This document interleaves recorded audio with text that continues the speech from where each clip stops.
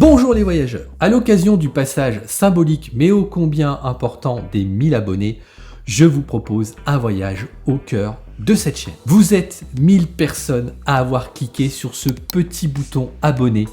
Alors merci, un grand merci. Puisqu'aujourd'hui nous sommes dans l'envers du décor, je dois vous avouer que j'ai hésité à faire cette vidéo. Je me suis tout simplement demandé si elle allait intéresser quelqu'un. Je vais être honnête avec vous, je suis passé par des gros moments de doute, par des moments même de désespoir.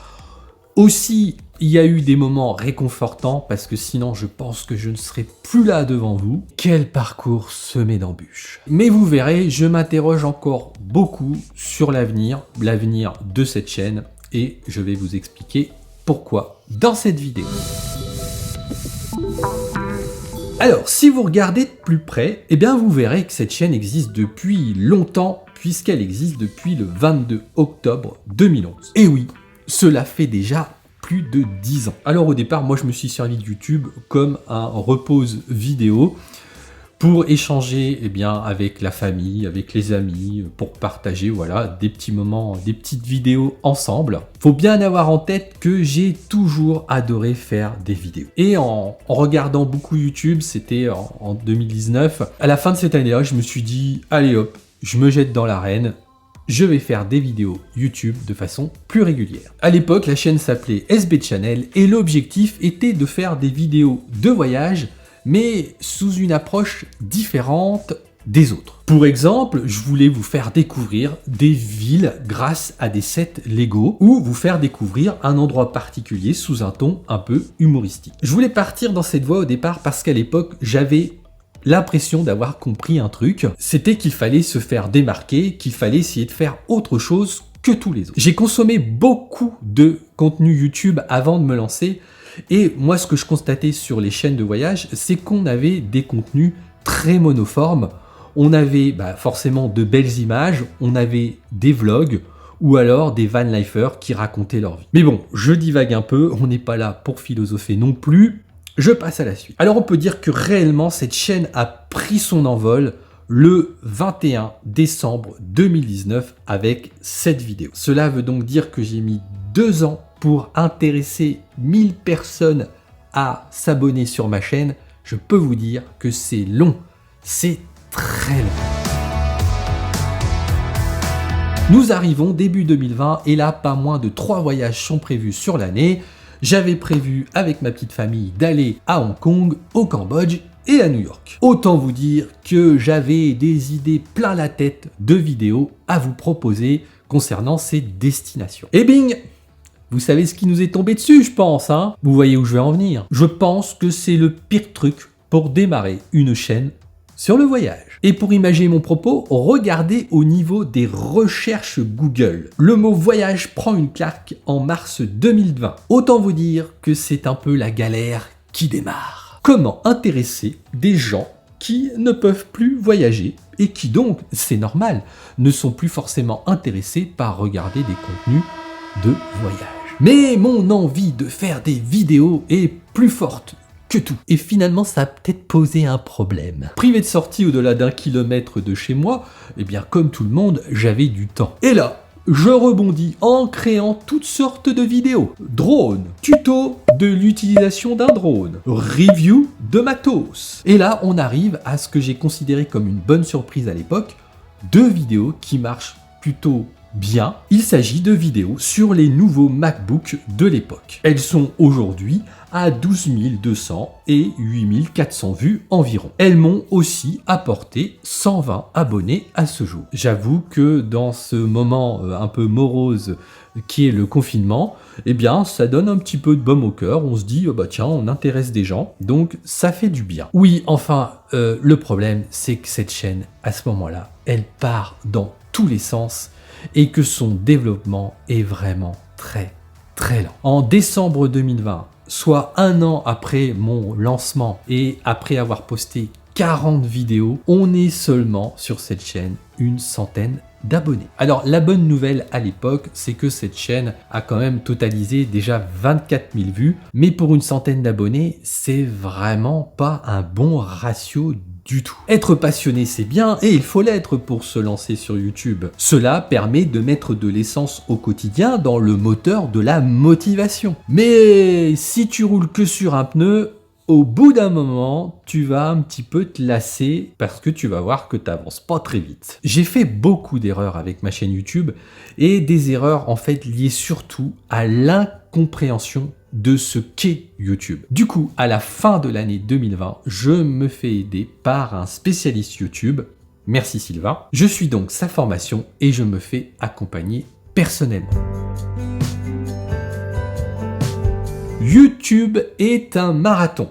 Il faut bien l'avoir en tête si vous voulez démarrer. Si vous partez de zéro comme moi, c'est-à-dire que vous n'avez aucune communauté ailleurs, sur Instagram, sur Twitch, sur je ne sais quel réseau social, concrètement sans apport d'une communauté qui va arriver comme ça pour vous suivre, c'est très compliqué de trouver un public. J'ai mis du temps à le comprendre, mais c'est normal. Quand on voit le nombre de chaînes, le nombre de vidéos qui sont disponibles sur YouTube, comment voulez-vous que quelqu'un qui démarre de zéro, et il y en a plein qui démarrent de zéro, puisse être mis en avant par rapport à d'autres? Moi, personnellement, à titre de viewer, de consommateur YouTube, je m'étonne encore de découvrir, il n'y a pas si longtemps, une chaîne que je n'avais jamais croisée. Je dis ça parce que j'ai en exemple une chaîne que j'adore, que j'ai découvert il y a quelques mois, c'est Smart Tripper. Pourtant, ce sont des voyageurs, et pour autant, YouTube ne m'avait jamais proposé une de leurs vidéos avant il y a quelques mois. Il faut se faire une place dans le YouTube game et c'est parfois long,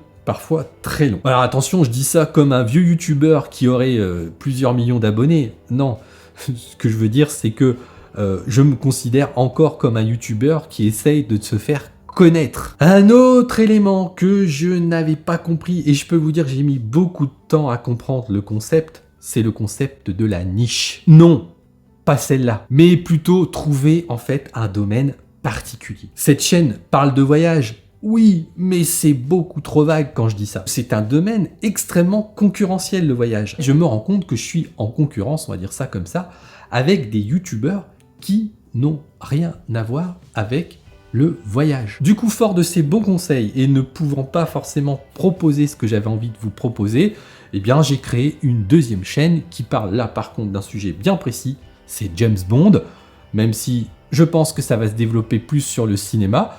Si l'envie vous dit, vous pouvez aller voir, faire un petit tour sur la chaîne et vous abonner. Alors vous pouvez peut-être me dire, dis donc, il part dans tous les sens quoi. Oui, c'est vrai que j'ai pas mal de passion dans la vie. J'aurais pu faire une chaîne sur le tennis, une chaîne sur les Lego, une chaîne sur ma ville. Ça c'est une idée aussi que j'avais en tête. Mais il y a bien une passion unique qui m'anime dans tout ça, c'est faire des vidéos. Et ce qui est très intéressant dans cette passion YouTube, c'est qu'en fait, elle vous permet de faire plein de choses très différentes. De la recherche d'idées pour votre prochaine vidéo, de l'écriture pour préparer vos vidéos. Faire des miniatures, mine de rien, c'est une activité non négligeable sur YouTube et qui fait appel à d'autres compétences ou connaissances que le reste. Filmer, parler devant une caméra, évidemment faire du montage vidéo, essayer de trouver un décor un peu sympa, des lumières qui permettent d'avoir un truc pas trop moche. C'est quelque chose que j'aime beaucoup avec la chaîne,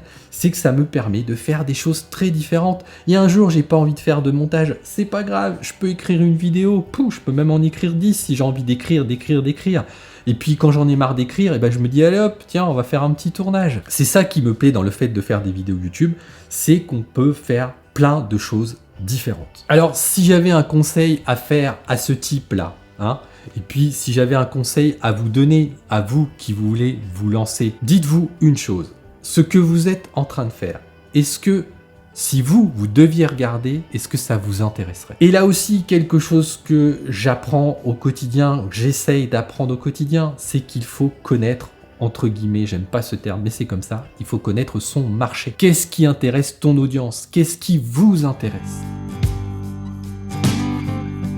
Du coup, l'année 2021 a été l'occasion de recadrer la chaîne sur le sujet de départ, c'est-à-dire le voyage. C'est d'ailleurs l'année où on a pu recommencer tout doucement de voyager. D'ailleurs, si vous ne l'aviez pas encore compris, pour vous prouver l'impact de la pandémie sur cette chaîne, regardez les courbes de vue de 2 vidéos sur les États-Unis. Celle sur les stars et celle sur les 10 immanquables à faire à Las Vegas. Eh bien, bizarrement, j'ai un petit boom de vues depuis que les USA ont annoncé qu'ils allaient réouvrir leurs frontières. C'est pour moi un facteur évident. La pandémie n'a pas aidé au développement de cette chaîne. Alors aujourd'hui, où en est cette chaîne? Eh ben, on va parler un petit peu de statistiques. La chaîne comptabilise aujourd'hui 110 000 vues pour plus de 6 000 heures de visionnage. Pour suivre quelques chaînes aussi au niveau statistique, je peux vous dire que c'est plutôt pas mal pour une petite chaîne comme la mienne. La vidéo la plus regardée à ce jour est celle sur la meilleure place dans un avion avec 12 500 vues. La vidéo qui m'a rapporté le plus d'abonnés est celle sur l'ESTA, le document obligatoire pour tout touriste qui veut aller aux États-Unis. D'ailleurs, je dois vous avouer que c'est certainement l'une des vidéos dont je suis entre guillemets le plus fier. Globalement sur cette chaîne, je constate que vous aimez les vidéos quand je vous donne des conseils sur l'avion. Elles font souvent le carton plein de vues et d'abonnés. Alors quand je dis carton plein, c'est à l'échelle de la chaîne. C'est un sujet qui vous intéresse beaucoup.